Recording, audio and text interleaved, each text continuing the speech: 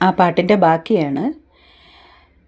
മനസ്സിൻ ചിപ്പിയിൽ പവിഴച്ചിപ്പിയിൽ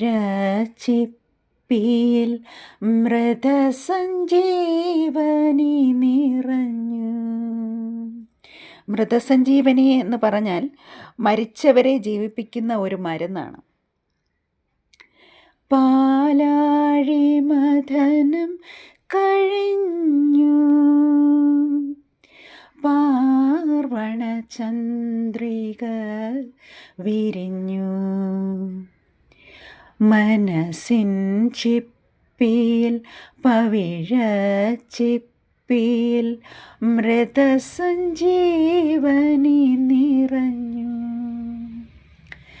വസന്തവധുവിനെ